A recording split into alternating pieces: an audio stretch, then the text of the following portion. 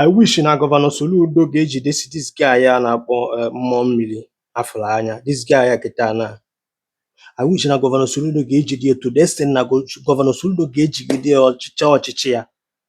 Ịghọtago ka mmụọ mmiri ndị si River Niger na River Benue na mmụọ mmiri Bar Beach bịa ke na-agụ ọka bịa agba ate ya.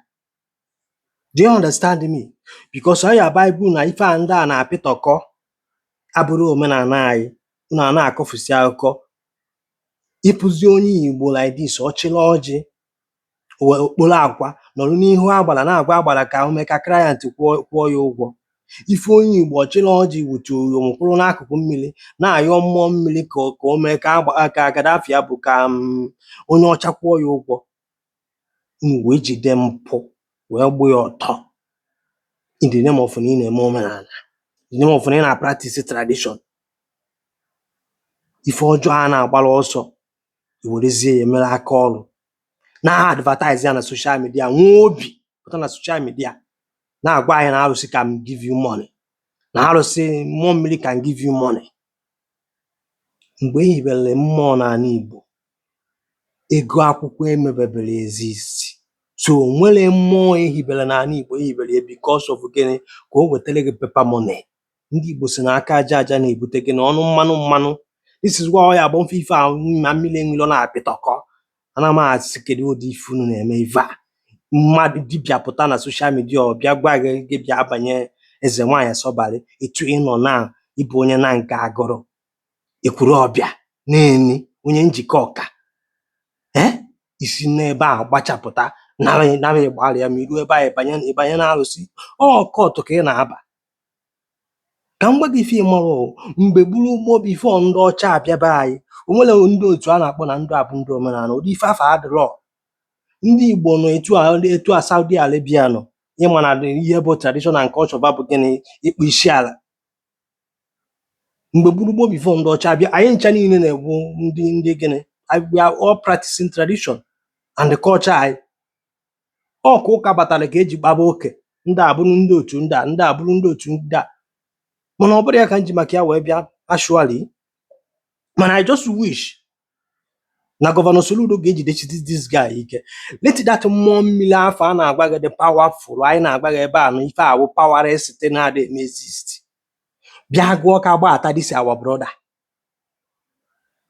Ịghọtago maka ndị Igbo si na ọ ya awa agba nsị nkịta onishi kpochie ya aja oshi debe na anwụ na-agbara ụzọ were mgba na ọ dị echila.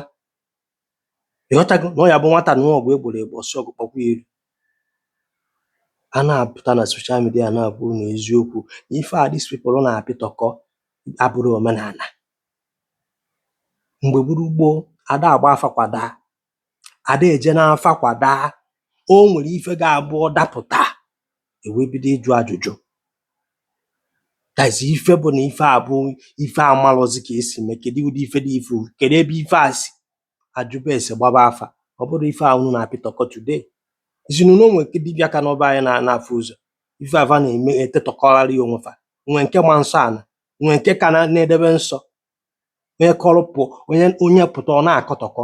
Client ndị native doctor niile a ma mmiri enwere all of them ị na-afụ na social media kedu ndị bụ their client? Ndị nọ Malaysia, ụmụnne m na gị na-abụ nọ Malaysia, Thailand, Cambodia, Vietnam, China. Kedu afịa bụ okere obodo a n'Africa bụ Senegal, Indonesia. Onwere onye Igbo na-alụ dọkịta na America, Australia, ma ndị truck drivers ma ndị na-arụcha ọrụ dịgasị iche iche nọgasị ma obodo eriza ya kpa onye dịka mmiri enwilo na fonu ka ọrụ ya ọrụ. Kedu ihe ọrụ ya alụrụ ya? Abụrụ ụmụnne m na gị na-abụ na-eme ife ọcha si bute ọchala si bute. Do you understand?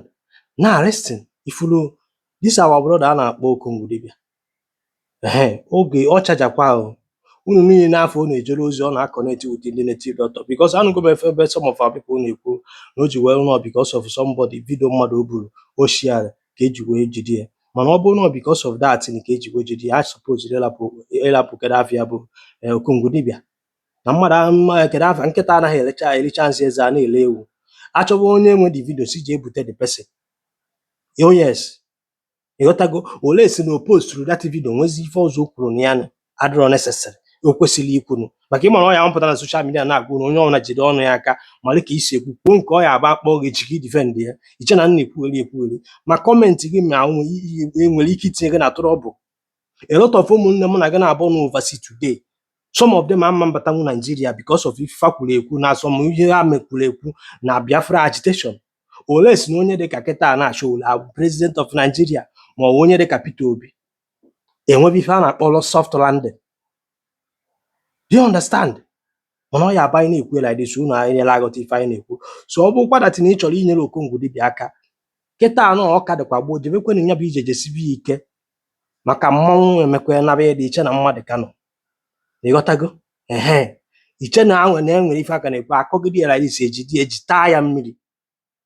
So onye nwekwere kọntaktị tinyebe aka chọrọ ife a ga-eme ka e wee setụrụ ọ dị mata. Do you understand me? Because a lot of things na complicate kwe ndị mmadụ na Nigeria. O nwere ike eme gị invite for something dị common, ilu ebe a nwere ike detain ba gị searchba nweta ife a supposed inweta na mana fonu gị implicate ya onwe gị ike onwe gị agbụ ị na-ayọ abeg na-efe ijilo maka ya wee bịa polisi. So nwekwe ka a esi wee na-etinye aka ọrụ ndị agha egbu akpụjele egwu nwe mma ndị agha amara afọ na ya abeg because ọ bụkwara alat na akụ ikonukọgide ife akụ dozie eto destin etu esi wee kodo akwa. Mpụta Okongwu dibịa afịakwa alụ ana m akwụkwọ unu nke bụ eziokwu. Onye marakwa ife oge emeli ya si mewekwu ya keta akwa. Ịghọtago na because akwa ọkpa ka eji achọ ife danalụ na mmiri na ebe ọbụla a na-agwọ nsị ụda anya ada etinyekwu ya ose. Kenekwenụ m unu, emesịanụ.